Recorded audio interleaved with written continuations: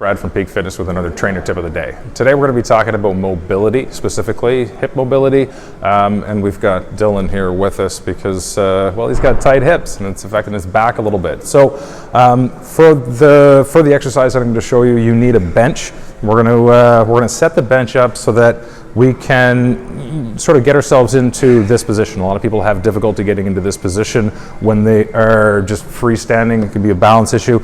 So we're going to bring the bench up to about here and this part of it up here just so it can catch our knee. What we're looking to do is bring the knee down into this corner, and we're trying to open up the muscles in the front of the hip by using the muscles at the back of the hip. To have mobility, you have to have a little bit of flexibility on the front side and strength on the back side. So you're going to be, I'm going to get you in here, Dylan, and I'm going to have you try to tighten up your abdominal muscles, trying to pull up on the front of the pelvis, go into a bit of an posterior pelvic tilt, and then engage the glute on the back side. You're going to squeeze your butt, push yourself ahead so you start to feel a stretch up. You may feel it a little bit more in the quads. You may feel a little bit more up higher and into the hip flexors. So come on over here. Bring yourself up into this position. So sometimes what we're looking for, we want to make sure that it doesn't send your back into a big arch. Now with Dylan here, if I pull this tight, you can kind of see he's coming into a bit of an arch here. I'm going to ask him to correct his pelvis. Go ahead and correct the pelvis. Tilt back this way for me some. So where are you feeling the stretch? Quad. Quad? All quad? Now, if you tighten up through the abdominals as though you're going to punch you in the gut, that's good. Do you feel an intensity change? You feel it intensify? So now I want you to squeeze your butt on this side. Try to drive that hip forward. Roll a glute is to bring that knee back in behind the body. Now what happens to the stretch? It goes more into the hip. More into the front of the hip. So as you start to drive forward from the muscle in the back, you're going to start to feel a bit of an intensity change right here at the front of that hip joint.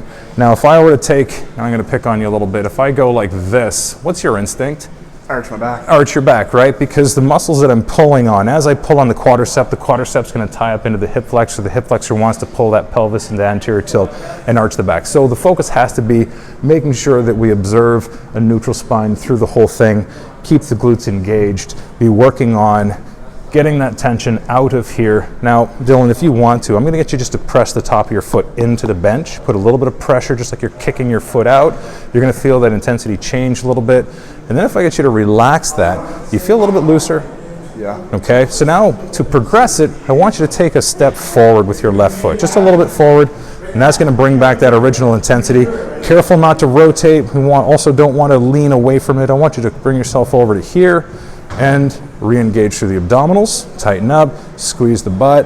That's going to push you through, and you're going to bring back that original stretch.